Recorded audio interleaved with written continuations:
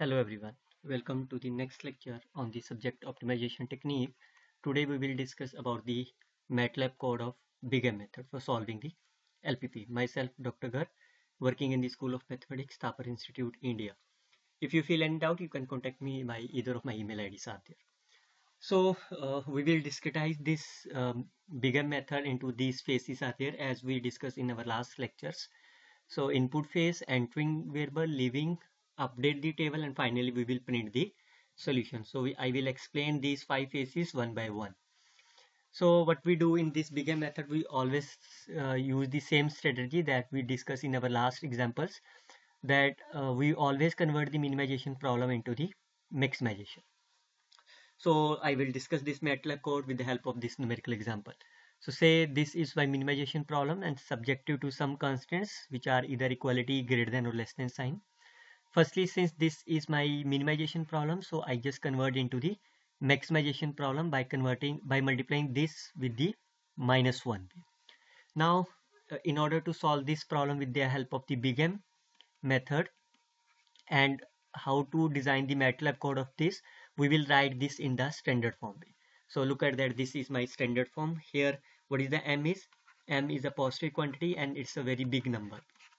So how to solve this problem in the MATLAB code? So I will explain you step by step. So first step is input phase. Look at that input phase. So look at that, how many variables are there?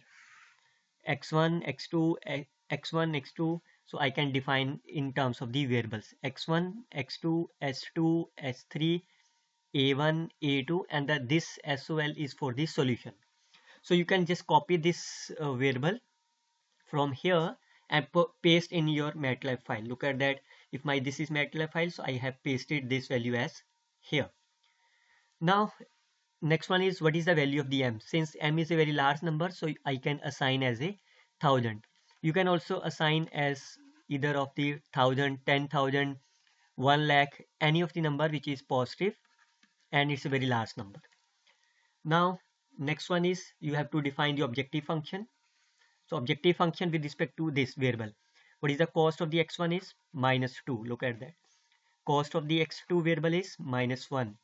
Cost of the s2 variable is nothing is there, so 0. S3 0. A1 minus m. A2 minus m. Solution is my 0. So you can copy also m and cost from here and I can paste. Look at that, m and here. Now after that I can write this matrix as my A. Again, this is the first constraint. This first row is my first constraint. So the value of the x1 is 3, x2 1, s2 0. So look at that, it's a 0, s3 0, a1. Coefficient of the a1 is 1. Coefficient of a2 is my 0. And solution is the right hand side, that's a 3. Similarly for the second constraint and similarly for the third constraint. So these are my constraints. So you can copy this one and it varies from problem to problem. So I can copy this and paste here. Now in order to then, how you define the identity matrix is how many slack or surplus variable I have used is, or you can define the number of the rows are there. So I can define like this way, S is EYE. EY is nothing but my identity matrix. If you remember that in our last lecture, if I say EYE3, identity matrix of 3 cross 3, this is the identity matrix of 2 cross 2. So I can copy this file from here and then simply paste them. Now in order to task is this. So what is your first task is, you have to define like this way. What is the A1, A2 and A3? So there are the two methods are there. The first method is, you can write basic variable as, look at that, this is A1. So what is the position of the A1? Here is first column, second, third, fourth, fifth. This is the fifth and this is the sixth column. So that's the position. So look at that, the column, this is the first, second, third, fourth, fifth and sixth. So A1 is my 5. So you can write directly as 5. A2 as my 6. S3 as my 4. This is the first method, you can write directly. But if you write directly, then it's not a programming B. So how you define the programming? So I can initially define B as a null value. And then how you define this A1 as, which column corresponding to this. So this is the value. This is the value which is stored in the matrix A. I can compare the first column with this. So I have to use the for loop. J, this is the column. I is the number of the columns are there. So I can compare the first element of the J of the S, that is this. I can compare this with, if it is matches, look at that, it's a double equality, then I can store the value, otherwise I can compare with one by one. So look at that, when you run this file, then this value is run with match with this pair. So if it matches, I can store the value of I and the previous value 0. So this phase will give you the initial BFS. Okay, so how you run this file? If I just how I run this file, I can simply copy this BFS from the main file and I can paste here. So if I just run the file, so look at that, output is basic 564. Look at the cost is my A is my this and BV is my 564. So you can directly write like this way. Okay, so if you write manually, so again you will get as a 564. Okay, now what we'll do in the next phase is that once we will find this, then our task is to find Zj minus C0. So how you find that? You have to find the cost of this. So I can write this as a syntax. Cost of basic variable, multiply this minus of these values. So this is there. Now, or otherwise, you can also update the values like this way. A, what are the basic variables we have found that, and this is my nothing but B inverse AJ. If you define matrix by A inverse, then you have to use like this way. So I can again copy this file from here if you want, then I can paste here simply. You can copy the file from the main program, okay, and so on. So now you will get this. So look at that, if I just run the file, look at that, my values are Zj, Cj. Look at that, my answers are minus 6998. Look at that. If I have taken M as my 1000. So what is that number? 2 minus 7M is my this. Okay, similarly this is my minus 3999 and so on. So after doing this, what you do is you have to print this table. So how you print this table? So this is the value corresponding to this row and this is the matrix. Now in order to print this table, you have to write this value in terms of the table. So I can write this as a array to table. Now once I just put up these two lines here, I can copy this. So what we do is there, look at that, if I just run the file, look at that, what are my outputs? So I sim table, look at that, what are the name of that? This is ZCJ1, ZCJ2, but I need the value as x1, x2 and then so on. So in order to define this, I have to use the command as a variable. So I can copy this file from here and paste directly from here. So look at that, if I run the file, okay, so you will see that. Now look at that, this is the x1, x2, s2, s3 and so on. So this is the value corresponding to this variable. Now what we do is, once we finding this, then we will find the entering variable and leaving variable. So you have to find the entering variable from up to this. Most negative is there, you can't use this one. So I have to delete this last column, so that's why this is end minus 1. Now among these, you have to find the most entering variable.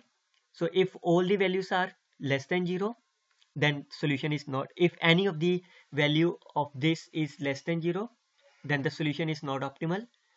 Otherwise, if all the values are greater than 0, it means my Zj minus Cj is greater than 0. It means current solution is optimal. So if any of the solution is not optimal, then we have to find the entering variable. So how you find the entering variable is, since my problem is maximization, so I have to find the minimum of this value. So I have to, and these values are stored in terms of ZC. So minimum of this. And what is this ENTVL? What is the entering variable is this. So this value will give you 2 minus 7M. And this value is column. Which column is there? This is the first column. So after doing this, I have to print this one, entering column, and this one. Now once you will find this, then you have to find the leaving variable. How you find the living variable is you have to divide this solution column with this pivot element B, pivot column B. So how you so for this you have to define solution A of n, and this is the column. So column is denoted as my PVT underscore COL. So I have defined like this way. Now once you are here, then you have to check if all the values of these columns are negative or 0, then the solution is unbounded. Otherwise, we will find that the ratio. How you find the ratio? We will check how you find the ratio. We will find the minimum ratio only for those variable whose value is greater than 0. So in this case, all the values are positive. So we will check that if values are my positive, then we will find the ratio, solution divided by column, and if value is my not positive, then we will define the value as infinity. Now once we will find the ratio, then what is the how you find the minimum ratio? So you have to find the minimum. So the rule for the minimum is remain the same. Look at that, minimum of ratio. This minimum r is a value, this is my pivot row, so it will decide you which one is the leaving variable. So once you are deciding this, you will get this one. Okay, so it means now this is the entering variable, so any one of them is the leaving variable. So in this case, this is a leaving variable, so this is my pivot. So look at that. Now in the next table you have to update this. What is that? Basic variable you need to update. How you update is you have to delete this row, so basic variable of the row, and you have to add x1. So x1 is my pivot column, so this is x1. Now how you update these values are there? You can use either B inverse of AJ rule, or you can divide this row by firstly 3. Okay, then it will be like this way, and so on. So how you define the B inverse? So you will look at that. These are the same rule which I defined in the initial slides. Capital B, this is B inverse of AJ, okay, of this, and so on. Otherwise, what's the other rule is you have to divide this by 1/3 and so on. So I have used this one as firstly we can divide this, and then finally so on. Once you will update this matrix, what we do now again, once you will complete this entries, what we do is we will find again the entering variable and leaving variable. So it means the process is repeated again and again. So we will print the solution. Again, printing is same. So we will copy this slide into them and look at that. Now once you print them, now what you do is you have to run the file again and again. So we will use the while loop. When run is true, that is a boolean. If it is true, then you can copy the text of the entering variable. Look at the heading, all the headings are there. You can copy this entering variable, find the leaving variable text, all these columns. You can copy all these columns from here and paste them in this one. Okay, otherwise if it is not true, then my solution is optimal. So look at that. If I just copy this all this text from here, okay, so what we do is I can run the file here. Okay, so you can see that now this is my first table. This is not optimal. The entering variable is my 1, leaving row is 1. Then after updating this, you will get this, and so on until you will you will get the optimal solution. So once you will there, then finally you will print the solution as optimal BFS, and in order to this is optimal, compute the value, and this is for my printing. In order to print, the values are remain same, array to table.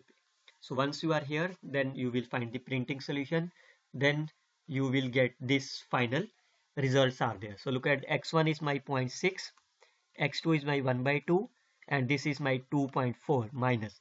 So we can see that whether it is true or not. Look at that. I run the file. So look at that, my objective functions. Now I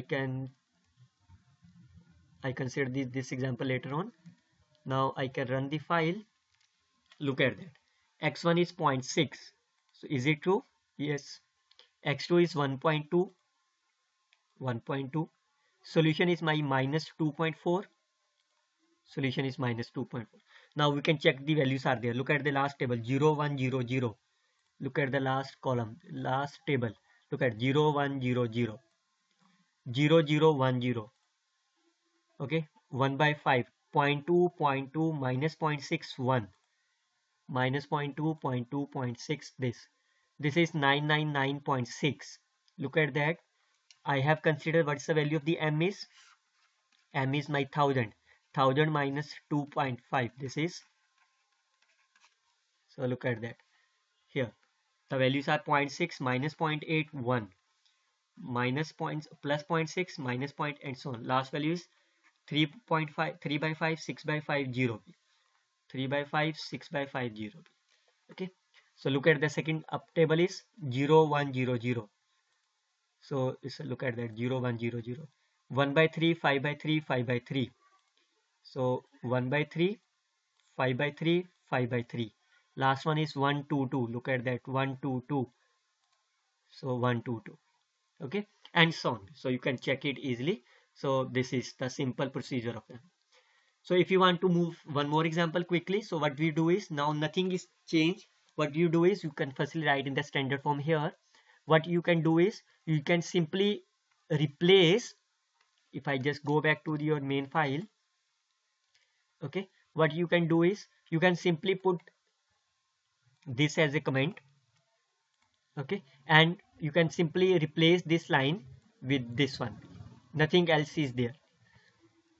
Okay, so how you can do that is, so I can see, look at that, how many variables are there in this problem? X1, X2, X3, S3, A1, A2. So I can define the variable as this. M is my 1000. Cost values are there. Look at that, cost is 0 0 0 and minus m minus m. So look at that, the value is 0 0 0 0 minus m minus m. These are the values corresponding to the constraint. So look at the constraints. Okay, so if you compute this one, you will get this answer. So let me know if I just run the file. So if I run the file, so let me know what are the solutions. Look at that. First one is entering variable 1, leaving row 1. So look at that. So in this case, you will get as this one. So 3 4 2 2 minus 3 minus 3. So look at that, 2 minus 3 and so on. Okay, so after that you will get third and leaving, entering column third, leaving row second way. So this you can enter this one, okay, and this is my leaving one, and so on. So similarly you will get the final is 1 0 0. Look at that third equation. Look at that, this is 1 0 0 minus 1.14286, that is 1 by 7, again negative and then positive. So look at that, then 0 1 0 0 0 1. Look at that, it is 1 by 7 minus 4 by 21. Look at that, is 1 4, and so the last value is 0.86. So you can see that 6 by 7. So if I just write 6 by 7 is 8571. Look at that, 8571. So now this is the final table is optimal. Look at that, optimal is there. Answer is 6 by 7. Okay, so look at that, x1 is my 6 by 7. Look at that, 6 by 7 is there. Other answer is x3 is 4 by 21. So what's the answer of the 4 by 21? 1905. Look at that, x3 is this. What's the value of the z is? 0. Look at that, value of the z is again 0. So this is the simple procedure of the MATLAB. So I can show you the complete file, how you can write that. This is a simple example you have formulated. Find the starting BFS. You can simply copy this text from the MATLAB code. Compute the values. Basic, this is a ZJ minus CJ, or you can use this. So this is the same, I can comment them. Now you can print the file. Now this is the main simplex method, run. So if conditions are true, then run. Find the entering variable. Find the ZJ minus CJ. If all the values are less than 0, then solution is not optimal. Then you have to find the entering variable by using minimum command. Find the leaving variables. Find the solution column. If all the values of the columns are less than 0, then it's unbounded. Otherwise, you can find by either of the ways are there. Okay, so this is the ratio. You can find the minimum ratio, then update this one. This is just, look at that, these values are same, b a z say minus cj. So look at that, the values are same. Compute the values are there, this is the same. And then for the printing purpose, again you have to use the same. You can copy this text from here and look at that, the same values are there. Okay, and otherwise you can say current solution is optimal, final print the solution. This is the complete code. So if there is any doubt, you can contact me. There is no problem about that. I will love to solve your queries. We will meet on the next lecture how to write the MATLAB code of the dual simplex method. If you find any other videos regarding the two-phase, MATLAB code of the two-phase, MATLAB code of the standard form of the LPP, or any other MATLAB code, you can browse this link. You will find the YouTube channel where the MATLAB codes are available. Till then, happy learning, best of luck.